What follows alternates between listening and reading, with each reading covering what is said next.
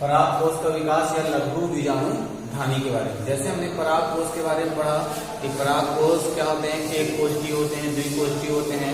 जैसे मालवेसी कुल के पौधों के जो परागकोश होते हैं वो कैसे होते हैं, एक कोष्ठी होते हैं। कैसे होते हैं, एक कोष्ठी होते हैं। और उनमें अगर उसकी अनुप्रस्थ काटी जाए तो उसमें क्या होती है, 4 लघु बीजाणु धानियां दिखाई देती हैं। तो आइए हम पढ़ते हैं परागकोश का विकास या लघु बीजाणु धानी का परिवर्तन। तो देखिए इसमें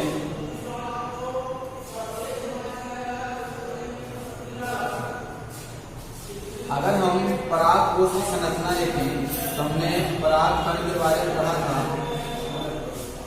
कि इसके क्या होते हैं, 3 भाग होते हैं। कितने भाग होते हैं, 3 भाग होते हैं। कौन कौन से?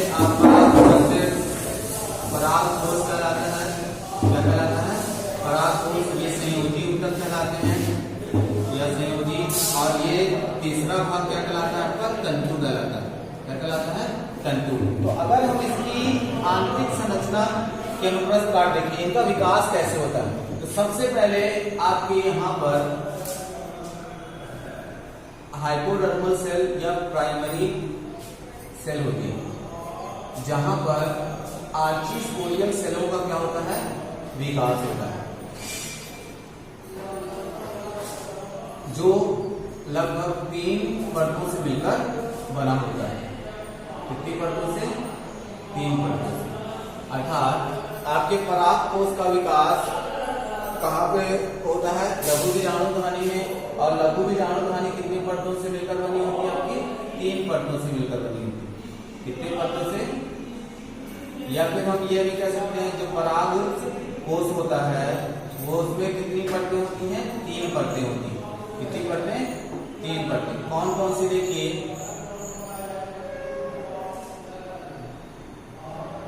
सबसे पहले बाहरी परत क्या कहलाती है आपकी, एपिडर्मिस कहलाती है। क्या कहलाती है, एपिडर्मिस। या इसी को हम क्या कहते हैं, बाह्य त्वचा भी कहते हैं, बाह्य परत। और इसके इस भाग को हम क्या कहते हैं, हाइपोडर्मल,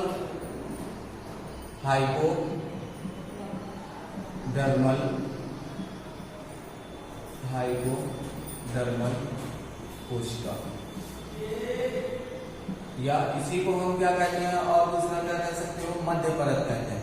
क्या कहते हैं, मध्य परत। और इसी के इनर भाग को हम क्या कहते हैं, आंतरिक परत कहते हैं। क्या कहते हैं, आंतरिक परत। ये 3 परतें होती हैं। अब इसमें सर्वप्रथम जब इसका विकास होता है तो इसमें सबसे पहले अगर हम इसकी दूसरी संरचना देखें तो इसमें सबसे पहले आर्चिस्पोरियल सेल का निर्माण होता है। इसका होगा आर्चिस्पोरियल सेल का, जो कि कहां पे होता है, हाइपोडर्मल कोशिकाओं के मध्य होता है। कहां पे होता है, हाइपोडर्मल कोशिकाओं के मध्य होता है। तो इसमें प्रथम कोशिकाएं लगभग 3 या प्रत्येक कोने पर, या जिसे हम बीजाणु धानी कहते हैं, प्रत्येक बीजाणु धानी पर इनका विकास होगा। तो देखिए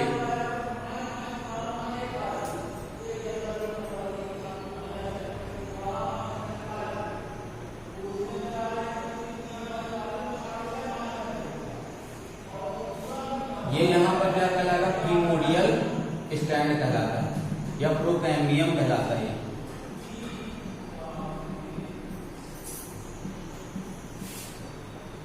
प्रोकैम्बियम स्टैंड, ठीक। और यहाँ पर एक और परत होगी,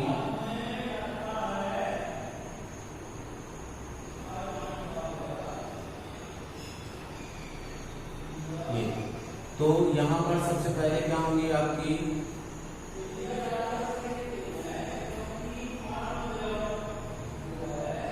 आर्चिस्पोरियल सेलों का क्या होगा, निर्माण होगा।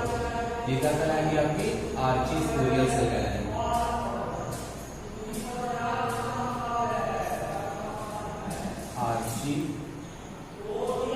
आर्चिस्पोरियल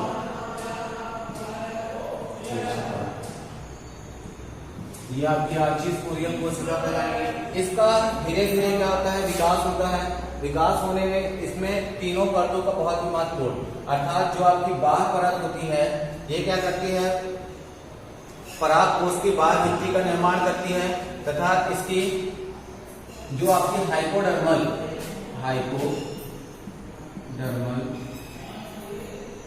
कोशिका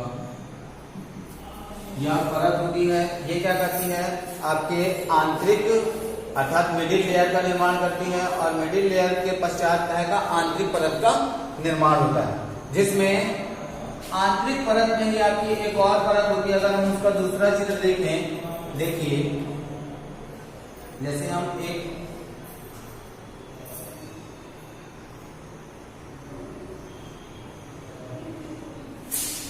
ये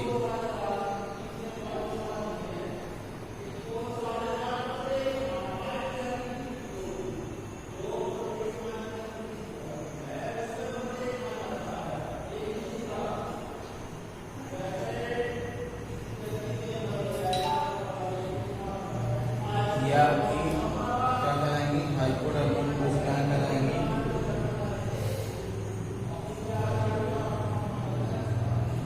इसके आंतरिक परत के एक और लेयर का निर्माण होता है जिसे हम टैपिटम कहते हैं। क्या कहते हैं, टैपिटम।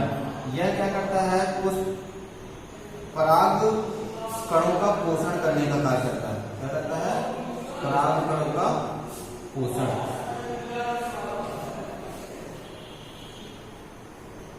यहाँ पर क्या बनेंगे, आपके पराग कण का निर्माण होगा।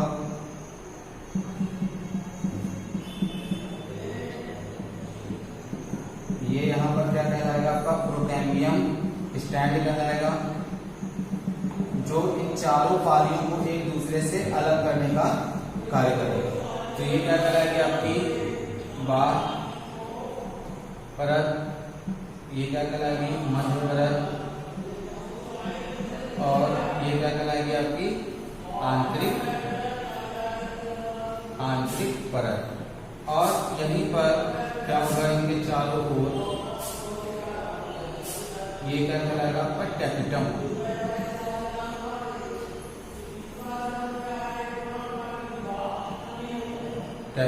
ये क्या करता है, पराग कोश के परिवर्धन के दौरान पराग कणों का पोषण करने का कार्य करता है, तथा एक्साइन का निर्माण करता है। जैसे आपने आम में देखी होगी, आम की ऊपरी परत में क्या होती है, आपकी जाली होती है, वो क्या कहलाती है, एक तरह की एक्साइन कहलाती है। तो ये टैपिटम का अपशिष्ट पदार्थ कहलाता है, जिसका कोई यूज नहीं होता है। ये पराग कणों को प्रोटेक्शन प्रदान करने का कार्य करता है। तो ये पढ़ेंगे, ये आपको क्या कहलाएगा, पराग कोश का विकास। इस तरह आप इसको बता सकते हैं। अब इसके बाद हम, hello student, how are you, कैसे हैं आप सब।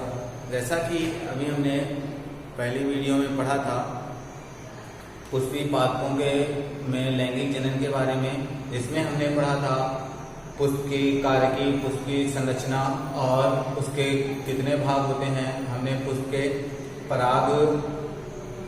पराग कोश का परिवर्धन पढ़ा था, उसका विकास कैसे होता है। आज हमको पढ़ना है पराग कणों के बारे में। किसके बारे में, पराग कणों के बारे में।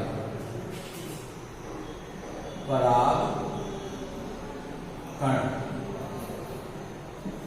तो आइए पराग कण के बारे में पढ़ते हैं कि पराग कण किसे कहते हैं। तो हमने पढ़ा था कि पराग कोश में उपस्थित छोटे छोटे पार्टिकल्स क्या कहलाते हैं, आपके पराग कण कहलाते हैं। अर्थात पराग कोश में उपस्थित कण क्या कहलाते हैं, पराग कण कहलाते हैं। ये क्या कहलाएंगे, और ये पूरा क्या कहलाएगा आपका पराग कोश कहलाता है। क्या कहलाता है, पराग कोश कहलाता है। ये आपको क्या कहलाएगा, पराग कण जो इसके अंदर होंगे, और पूरा भाग क्या कहलाता है, पराग कोश कहलाता है। तो देखिए इसके बारे में, पराग कण के बारे में क्या कहेंगे। पुष्प के नर भाग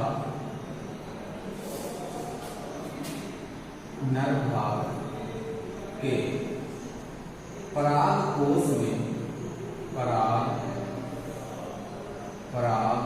कोश में उपस्थित पराग कोश में उपस्थित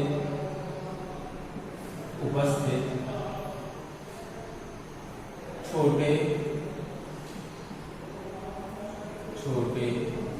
कण पराग कण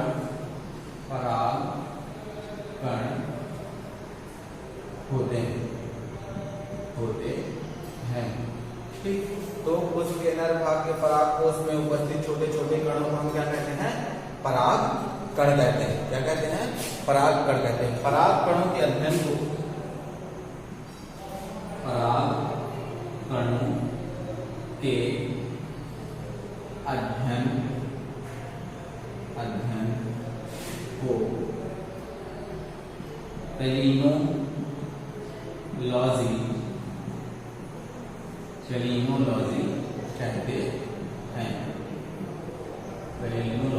कहते हैं। देखो बच्चों, क्या बताओगे? पराग कण, उसके नर भाग के पराग कोश में उपस्थित छोटे छोटे कण पराग कण कहलाते हैं, या पराग कण होते हैं। उसके अध्ययन को हम क्या कहते हैं? पेलिनोलॉजी कहते हैं। क्या कहते हैं? पेलिनोलॉजी। अब आइए जानते हैं सबसे छोटे पराग कणों के बारे में और सबसे बड़े पराग कणों के बारे में। और तो देखिए, आपके जो सबसे छोटे पराग कण, सबसे छोटे पराग कण, तो सबसे छोटे पराग कण किसके होते हैं? आपके मायोसोटिस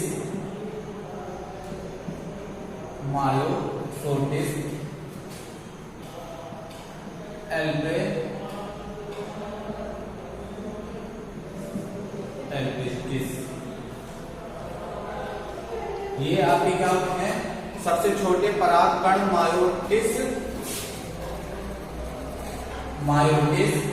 एल्पिस्टिस के होते हैं। और देखते हैं सबसे बड़े पराग कण, तो सबसे बड़े पराग कण किसके होते हैं? मिरेविल्स जलापा के होते हैं। किसके होते हैं? मिरेविल्स जलापा, जिसे हम सामान्य भाषा में गुलमास कहते हैं। इसके छोटे छोटे पुष्प होते हैं। देखिए इसमें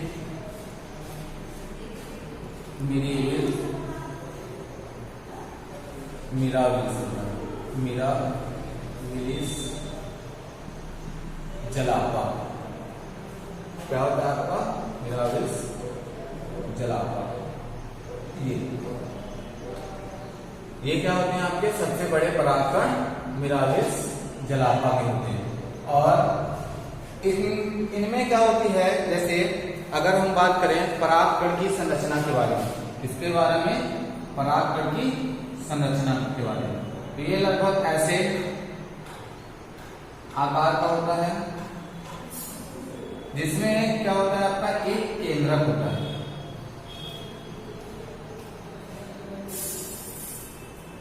ये आपकी क्या होगी? परागकण की संरचना।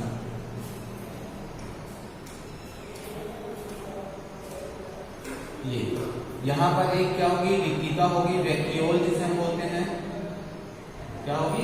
रिक्तिका होगी। यहाँ पर एक आपका केंद्रक हो जाएगा। क्या हो जाएगा? केंद्रक हो जाएगा। और इसके संपूर्ण भाग में क्या बना होता है? आपका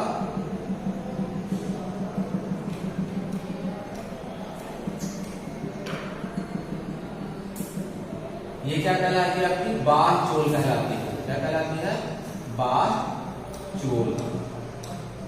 और ये क्या कहलाएगी? आपकी अंतःचोल कहलाएगी। अंतःचोल कहलाती है। क्या कहलाती है? अंतःचोल। ये क्या कहलाता है? आपका केंद्रक। क्या कहलाएगा? केंद्रक। ये यहां पर। और इसमें क्या होता है? दो केंद्रक होते हैं। कितने केंद्रक होते हैं? दो केंद्रक होते हैं। और ये क्या आएगा? आपका जर्म स्पोर। ये क्या कहलाएगा? आपका जर्म स्पोर। ठीक, ये क्या कहलाएगी? आपकी रिक्तिका। कोशिका, ये आपका चित्र यहाँ लिखेंगे, चित्र परागकण की संरचना, ठीक।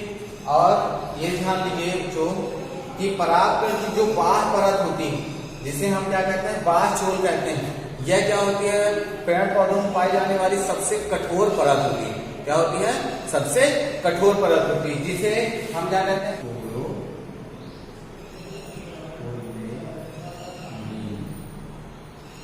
यह क्या कहलाती है, बाह्य भित्ति, अर्थात बाह्य छोर कहलाती है, जो कि होती है सबसे कठोर होती है, अर्थात पादपों की सबसे कठोर परत स्पोरोलीन होती है। क्या होती है, स्पोरोपोलिनीन होती है। यह परागकणों की सबसे कठोर परत कहलाती है। क्या कहलाती है, कठोर परत कहलाती है। अब आइए इसके आगे जानते हैं, यह आपका क्या हो गया, परागकणों पर नर्वा अर्थात परागकणों की संरचना हो गई। अब हम पढ़ते हैं बीजांड के अर्थात स्त्री केसर के वाले भाग में, ठीक है। बीजांड में क्या होता है, या इसी को हम क्या कहते हैं, गुरु बीजाणुधानी कहते हैं। तो आइए गुरु बीजाणुधानी के बारे में जानते हैं।